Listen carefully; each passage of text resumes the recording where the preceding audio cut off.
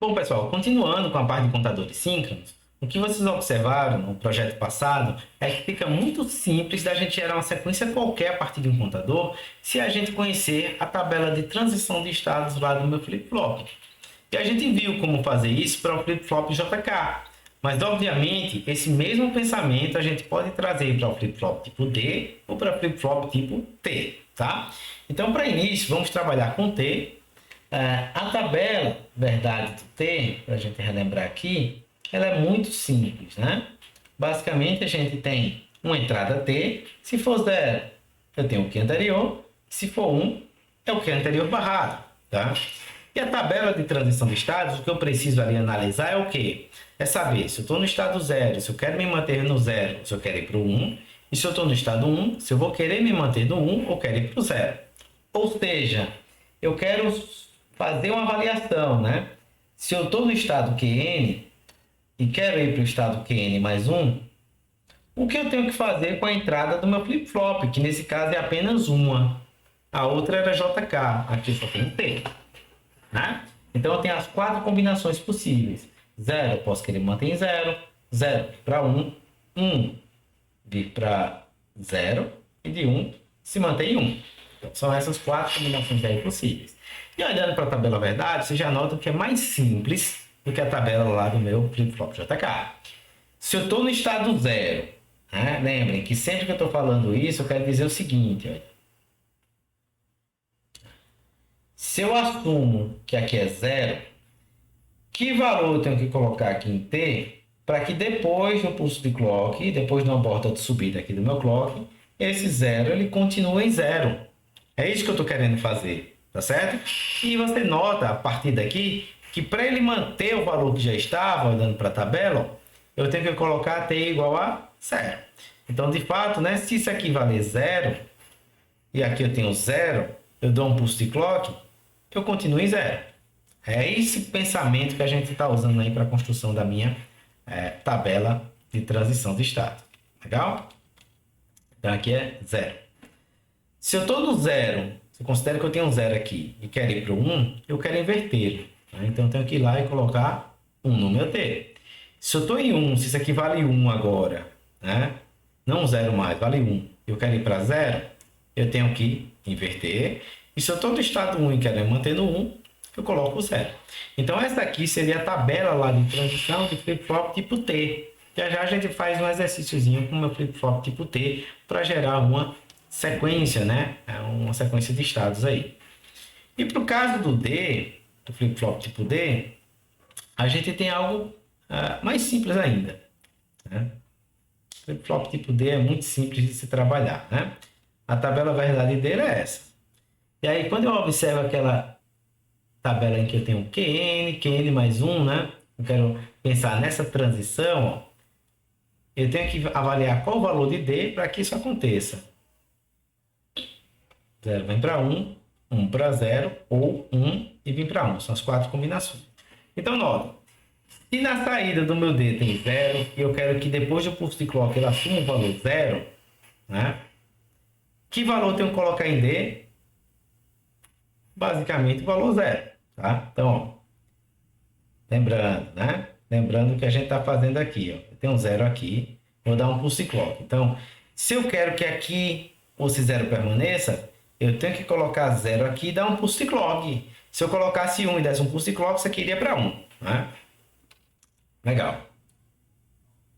Agora, segunda linha. Segunda linha.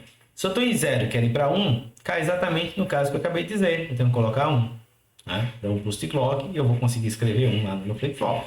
Se eu estou em 1 e quero ir para 0, eu tenho que colocar 0 no meu D. Né? Então, se eu colocar... Até porque o valor que eu coloco no meu D é o valor que ele vai assumir depois do pulse de clock. Não é assim que ele funciona? Né? Se eu quero gravar 0, eu boto 0. Se eu quero gravar 1, eu coloco 1. Né? E aí vocês observam, olhando para essa tabela, que essas duas colunas aqui, ó, elas são idênticas, exatamente por esse comportamento específico do meu flip-flop tipo D. Então, eu coloco na entrada do D o estado futuro, o valor que eu quero que ele armazene. Tá certo? Eu quero gravar 1 no meu D, eu boto 1 na entrada D. E assim por diante. Isso aí vai facilitar bastante lá a tabela verdade de qualquer circuito contador que a gente for trabalhar, né? E eu vou fazer um projetozinho rápido, tá? Para a gente não ficar com tempo demais em vídeos essa semana, que faça o seguinte: do 0, eu quero ir para o 3, depois eu quero ir para o 1, depois eu quero ir para o 0. Pronto. Tá? Então, é um ciclo de contagem curto, com 2 flip-flops apenas, tá? E que vai facilitar um pouco aí os meus cálculos. Então, a primeira coisa que a gente vai fazer é descobrir. Isso aqui são 2 bits. Vocês observam que 3 eu salvo em 2 bits, né? Então, eu tenho AB, do estado atual, né? Então, aqui eu tenho o estado atual. Aqui eu vou ter o meu próximo estado, né? Meu próximo estado. Também vai ser AB, tá? E aí aqui eu não precisava fazer uma coisa tão grande, né? Mas tudo bem. 0 para 1, 1, 0 e 1. Se eu estou no estado 0, 0, meu próximo estado é 3. Se eu estou no 0, o próximo estado é 3. Então, A e B do próximo estado tem que ser 1 e 1. Se eu estou no estado 0, 1, 1, então o próximo estado é 0. Eu vou lá e coloco 0, 0. Se eu estou no estado 2, não está definido. Então, eu posso colocar X e X. Qual seria uma outra opção para mim? Seria eu preencher esse desenho aqui, olha. Eu poderia fazer assim, ó.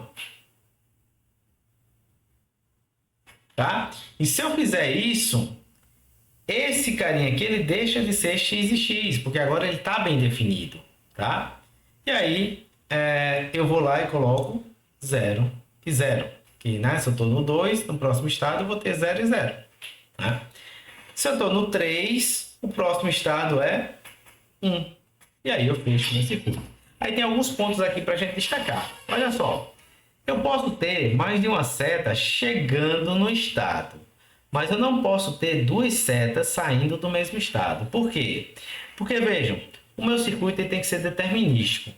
Isso quer dizer que se eu estou no estado, eu tenho que saber exatamente qual é o meu próximo estado. E se ele puder ser um ou outro, eu não vou ter como defini-lo. Tá certo? Então, a gente não pode ter 2 setas saindo. Mas do jeito que está aqui, ó, com 2 setas chegando ao mesmo ponto, não tem problema. Porque se eu estiver no 2, eu sei exatamente para onde eu vou. Se eu estiver no 1, eu sei exatamente para onde eu vou também. Tá? Então, não estou violando nada nesse caso. E aí, se eu for trabalhar com flip-flop agora, eu posso definir. Ou eu trabalho com flip-flop JK, ou eu trabalho com tipo T, ou eu trabalho com tipo D para fazer esse projeto. Tá? Vamos supor que eu vou trabalhar com tipo T, primeiramente. Então, ó, eu teria TA e TB. Um do primeiro flip-flop e outro do outro. E eu vou começar a analisar que tipo de operação está acontecendo aqui. Lembrando sempre dessa tabelinha aqui, ó. Né? Dessa tabelinha. Que eu vou tentar fazer com que vocês lembrem dela, no caso do T. Ó. Toda vez que eu quero manter o valor for igual, ó, o meu T é 0. Toda vez que o valor for alterar, né, 0 para 1, 1 para 0, o meu T é 1. Tá? Então, voltando para cá agora, fica muito simples para a gente preencher a minha tabela verdade. 0 para 1, eu estou alterando. 0 para 1, eu estou alterando. 0 para 0, eu vou manter o valor, então. 1 para 0, eu vou alterar. Né? 1 para 0, eu estou alterando. 0 para 0, mantendo. 1 para 0, estou invertendo. E 1 para 1, estou mantendo. Então, fui lá e fechei minha tabela de forma muito rápida. Né? E agora, basta fazer. Né? Se quiser fazer 2 mapas de Carnot, pode ser. Então, ó, eu poderia ir lá, né? Fazer o meu mapinha lá de Carnot, tá? Então, AB, fazendo um formato um pouquinho diferente, né? Para vocês se acostumarem. Eu tenho 0 apenas nesse caso específico, ó, a barra B. Então, a barra B, isso aqui é 0. Esses 3 casos aqui são 1. Ou seja, eu tenho aqui, ó, a realização de 2 pares, né? E vai me dar um TA igual a B barra ou A. Legal? Isso aí eu fui lá e gerei o meu primeiro mapa de Carnot. Meu segundo mapa de Carnot, vocês conseguem resolver isso de cabeça, tá, pessoal? Dá para fazer hoje em dia já, né? Mas vamos fazer pelo mapa. Então, notem. Aqui nesse caso, eu tenho 1 e 1 nessas duas primeiras posições, ó. A barra B barra e a barra B. Então, a barra B barra 1, a barra B 1. E os outros dois casos aqui são 0. Que vai me dar um par.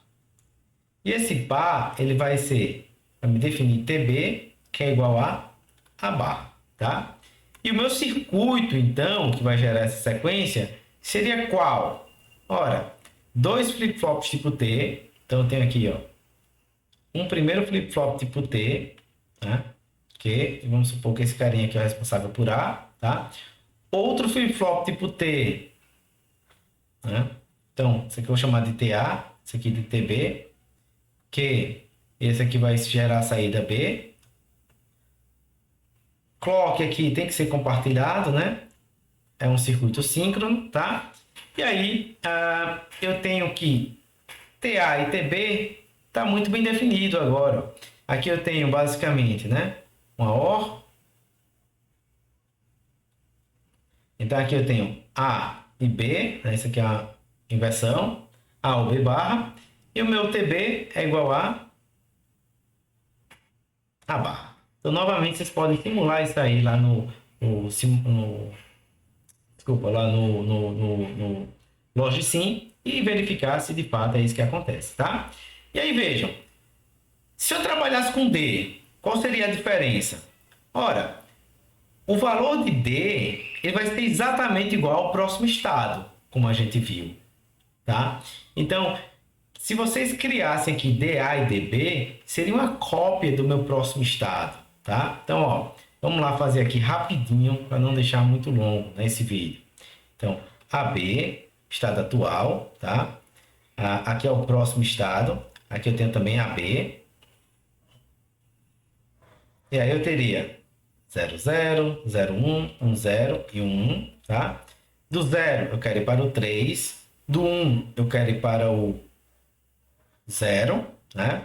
Do 2 eu quero ir para o 0 e do 3 eu quero ir para o 1. É assim que está aqui em cima, certo? Lembre que essa tabela aqui, ela nada mais é do que atual e próximo estado referente ao meu diagrama de estados. Então, do 0 eu vou para o 3, do 3 para o 1, do 1 para o 0, né? E aí fica nessa coisa. E o 2 eu coloquei que ele vai para o 0 também. Legal? Então, veja, se eu pegasse isso aqui agora e fosse colocar DA e DB, como é que eu gero esses valores de DA e DB? Observando as transições. Então, ó, de 0 para 1, quando é que eu tenho que colocar? Você vai dizer que é 1. 0 para 1, 1. 0 para 0, ó, 0. 1 para 0, 0. 1 para 0, 0. 1 para 0, 0. 0 para 0, 0. Então, 1 para 0 realmente é 0. 0 para 0 é 0. 1 para 0 é 0 e 1 para 1 é 1, tá? Então, nota, o que é que a gente tem aqui? Essa tabela do próximo estado é exatamente idêntica, ó, a isso aqui. Então, vocês nem precisariam criar essa tabela, essa parte da tabela, né? Eu poderia simplesmente, ó, se quisesse, calcular DA e DB, simplificando essas expressões, e eu teria novamente um projeto, agora utilizando flip-flops tipo D, né, para gerar o ciclo de contagem desejado.